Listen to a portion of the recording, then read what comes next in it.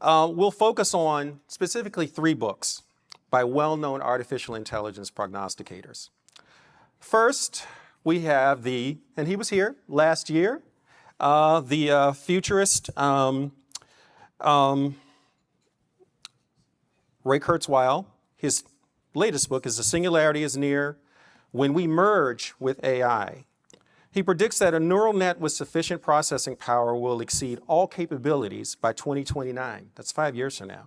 He also predicts that by the early 2030s, humans themselves, by connecting computers to the neocortex, will have access to superintelligence through connections to the cloud.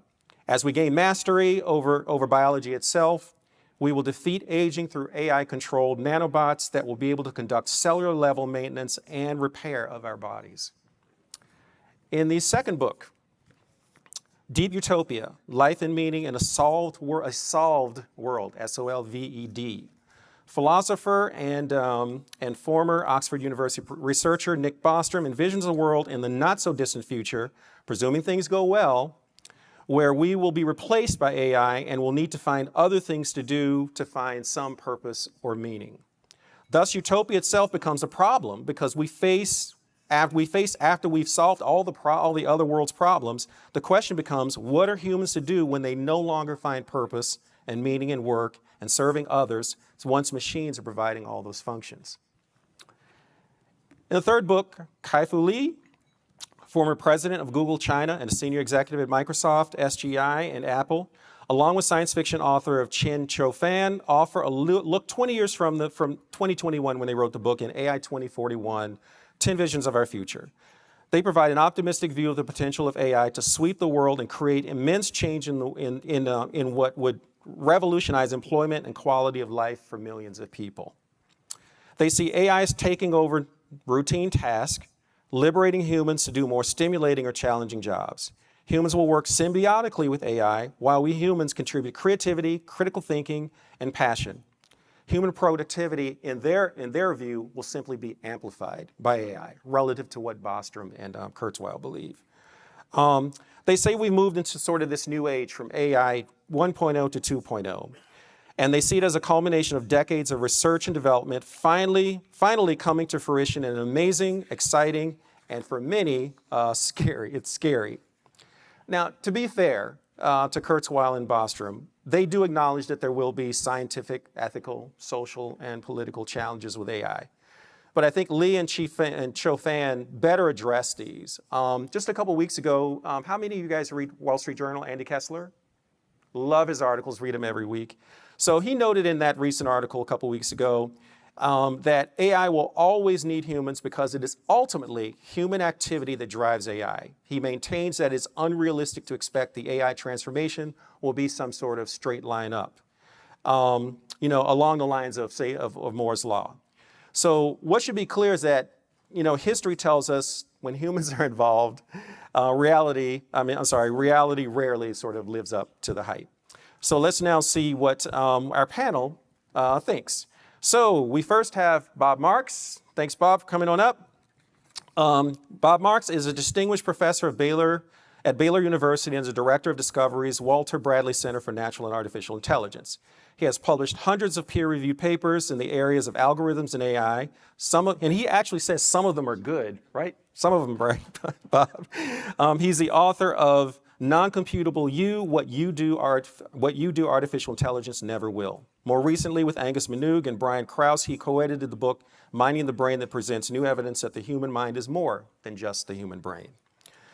Mathematician and philosopher Bill Dembski is the author, editor of more than 25 books, as well as the writer of peer-reviewed articles spanning mathematics, engineering, biology, philosophy, and theology. With doctorates in mathematics, University of Chicago, and philosophy, University of Illinois at Chicago, Bill is an active researcher in the field of intelligent design. He's also a tech entrepreneur who builds educational software and websites, exploring how education can help to advance human freedom with the aid of technology. And last but not least, we have, and who needs no introduction, is George Gilder. And by the way, George wrote a book, I think it was back in 2020, Gaming AI, Why AI Can't Think But Can Transform Jobs, which is available where fine books are sold. Okay, so I know we've had a little background on AI, but I want to just dig maybe a little bit deeper with our panelists. So Bob, question for you in layman's terms, please. Layman's.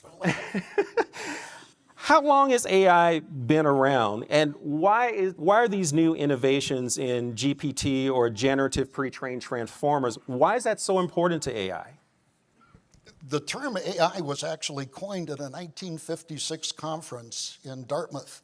This was attended by some great researchers, John McCarthy, who coined the term artificial intelligence. Also, there was Marvin Minsky, who was, he started the MIT Artificial Intelligence Lab, and Claude Shannon, who is the father of information theory. They all attended, and they thought that they could solve this problem in a few months. Well, here it is a number of years later, and they still haven't solved the problem. If you've used, by the way, the AI tool Claude, that's named after Claude Shannon. So that's What's how, that if you... Claude. Claude is like GPT, except... Oh, Claude. Claude, yeah. Not clawing, but Claude. Okay, so anyway, that's where it started. And we've had hype since then of the sort we say. I gotta say something about that. Is that okay? Absolutely. I want you to know that Kurzweil wrote 20 years ago, "The singularity is near." It didn't happen in 20 years, so he just wrote another book called "The Singularity is Nearer." It's true. And I think in 20 years, he's saying singularity is right around the corner. I don't believe the singularity as he defined it will ever be achieved. You will notice that all of these people assume that we are computers made out of meat.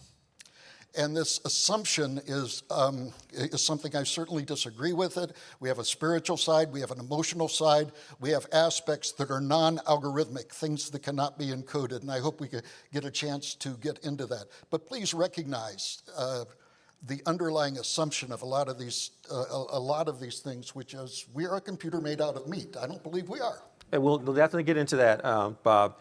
So, Bill, and thank you. Bill, as our mathematician, what is significant about GPT and how they compare to the human brain?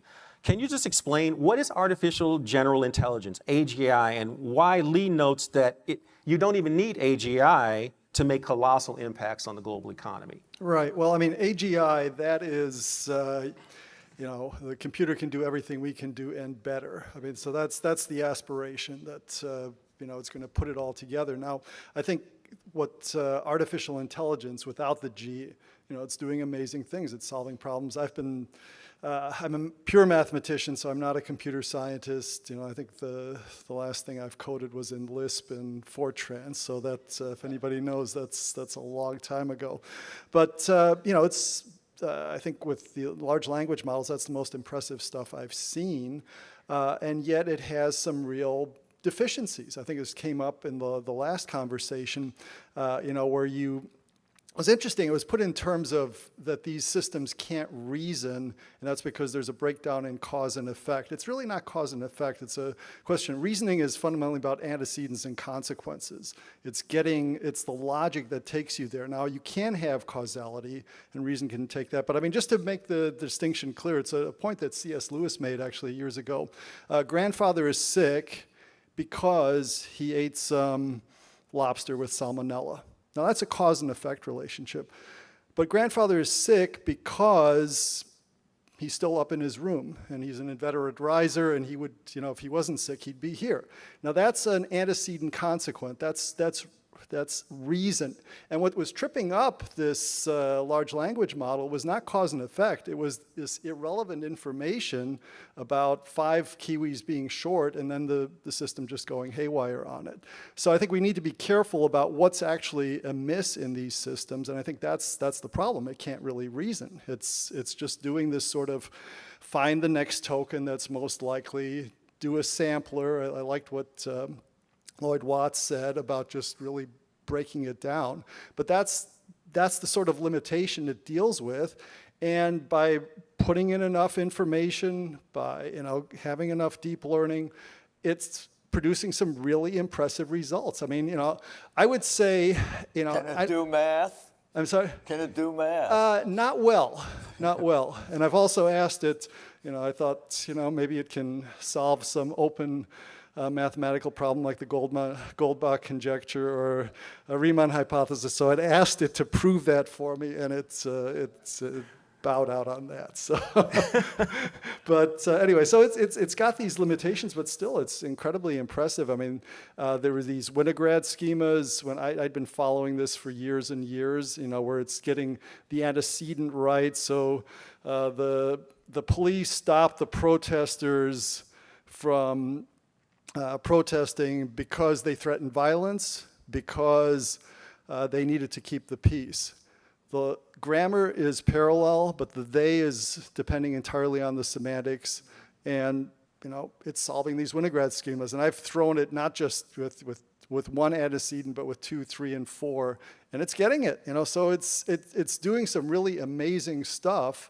But it's still limited, and it has these weaknesses. I mean, and then just on the point of creativity, I had it, one of my favorite short stories is The Dead in James Joyce's Dubliners. And, I asked it, I gave it the last 5 paragraphs, and I said, please rewrite this in the style of James Joyce, and went ahead and just ruined it, And then I said, by the way, I mean, is James Joyce's Dubliners in the Dead in your memory repository? Yeah, it is. So why did you try doing this? And then it admitted finally that it had done a botch of it.